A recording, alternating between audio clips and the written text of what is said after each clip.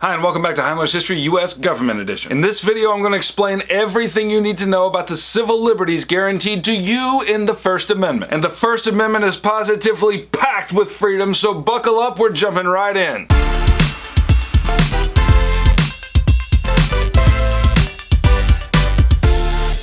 Alright, let's begin with the text of the First Amendment itself. Congress shall make no law respecting an establishment of religion, or prohibiting the free exercise thereof, or abridging the freedom of speech, or of the press, or of the right of the people peaceably to assemble, and to petition the government for a redress of grievances. Now, in case you missed it, contained within this amendment there are 5 freedoms guaranteed to American citizens. The freedom of religion, the freedom of speech, the freedom of the press, the freedom of assembly, and the freedom to petition the government. And now we're going to explore each one of those in turn. Alright, let's start with freedom of religion.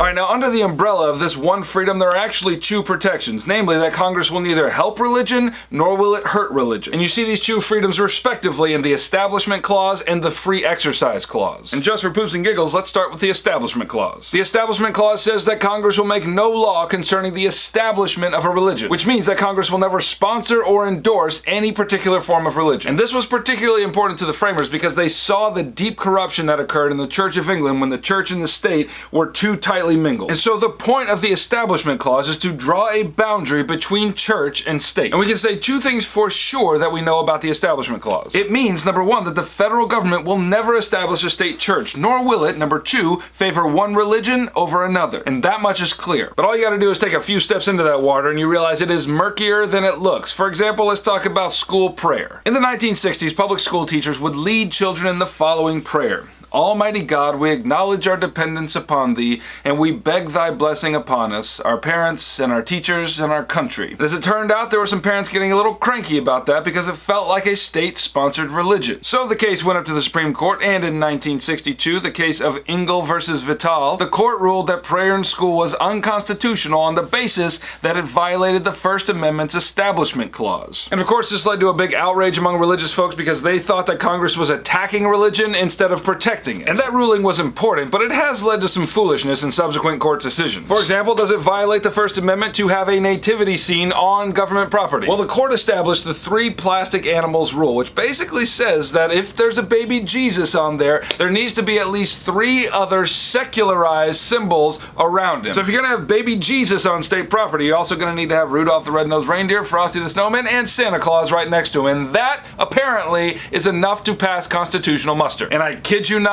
that is real. Okay, so that was the Establishment Clause. Now let's look at the Free Exercise Clause. So here's the thing about free exercise of religion. Like, that's about what you do with your religion. Like, you could actually believe anything you want, and the government will not interfere with you. You could actually believe that one day the divine nacho will come down from the heavenly Taco Bell and baptize all the faithful in processed nacho cheese. Oh, preach. Preach! When it comes to religion, you're actually free to believe anything you want. But when it comes to religion, you cannot do anything that you want. For example, as I said in the last video, the court has decided that free exercise does not include the right to handle deadly snakes in public. But let's look at an example in which free exercise was actually upheld. And that brings us to the 1972 landmark case of Wisconsin versus Yoder. So during that time, Wisconsin had a state law that children had to attend school until the age of 16. But there was a group of Amish and Mennonite folks who refused to send their children to school past the 8th grade on the grounds that it violated the free exercise of the religion. And the court ruled in this case to uphold the religious right of the Amish people to keep their children home. Okay, so that's the First Amendment's protections on religion. Now let's go on to the freedom of speech. Some people have the crazy notion that because we have the freedom of speech, we can just say anything we want to anyone at any time. That's actually not the case. I mean, most speech is protected, but there's a very few narrow categories of unprotected speech under the First Amendment. And the court has divided that speech into different categories. So first, let's look at political speech. The protection for political speech actually got off to a pretty rocky start here in America. During the administration of John Adams, Congress passed the Alien and Sedition Acts. And the Sedition Acts basically made it illegal to criticize the current administration in print. And it was probably this violation that lost the second term for John Adams. But things further devolved during World War I, and that brings us to another landmark Supreme Court case called Schenck versus the United States. So Charles Schenck vehemently opposed the war and was arrested for distributing thousands of leaflets to draft-eligible young men and encouraging them to resist the draft.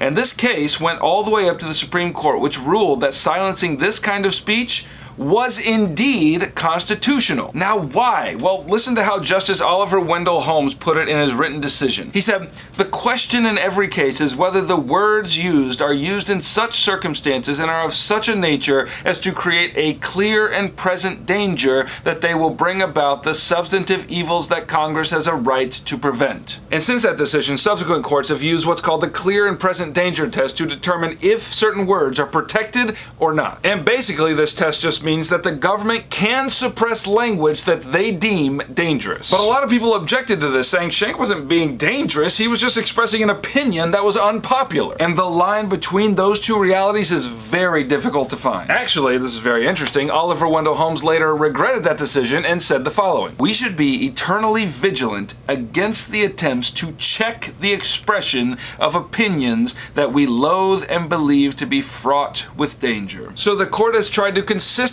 find the line between what is dangerous and what is actually just unpopular. And that is very difficult to do. For example, should the court repress the speech of the Westboro Baptist folks who protest the funerals of soldiers? I mean, we have to decide, is it truly dangerous what they're saying and doing, or is it just extremely offensive and unpopular? Okay, that's political speech and its protections, and there's three other kinds of speech that are protected. I'm just going to mention them briefly. First, there's symbolic speech. So the use of signs and symbols is protected under the First Amendment. So if you were to go outside right now and burn an American flag, I could try to persuade you that it's not a good or right thing to do, but I could not call it unconstitutional. The next kind of speech is money. Money is actually considered a particular kind of speech and therefore is protected by the First Amendment. And the reason is this: advertising, for example, is absolutely essential to political campaigns these days, and advertising costs money, and therefore money facilitates a kind of speech or expression of ideas, so money is protected. Next, hate speech is protected. Now let's just define hate speech as offensive or abusive language directed at a particular race, gender, or sexual orientation. And although you might think that hate speech would be unconstitutional, hate speech is actually protected by the First Amendment. And I actually think that's a very good thing, but don't misunderstand me. I'm not saying that hate speech is a good thing. I mean, I would eradicate it if I could. But frankly, I'd much rather live in a country in which words like that are protected and therefore expressible than to live in a different kind of country in which the government restricts those kind of words. That second seems far more oppressive to me. Alright, that's the freedom of speech. Now let's look at the freedom to assemble peaceably.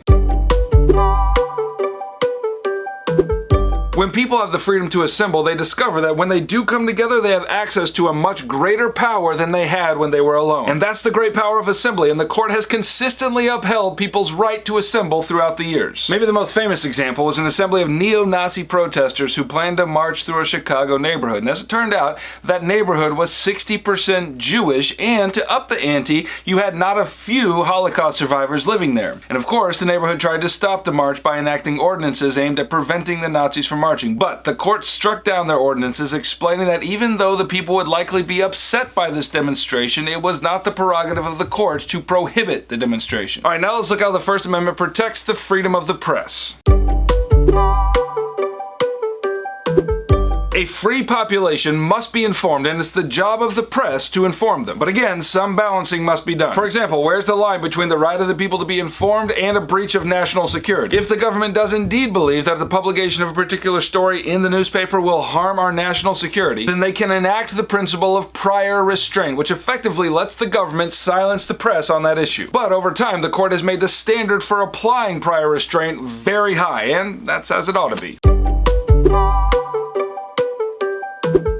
And finally, we are guaranteed in the First Amendment a right to petition the government for a redress of grievances, which means that we are free to ask the government to change or to help us without fear that they will punish us for it. And those are the 5 freedoms that you're guaranteed in the First Amendment. If you're still with me after all of that, then you have a good sense of how expansive your freedoms are under this beautiful amendment. And I hope you go out and exercise them to their fullest. I will see you next time. Alright, thanks for watching another video. If you like your First Amendment rights, then hit the like button down below and let me know. If you'd rather be silenced by the government, then let me know why down in the comments. But be careful, they are watching. And the whole reason I do all of this is to help you master AP content and skills and to get an A in your class and a 5 on your exam. So if that's something you're into, then subscribe and come along.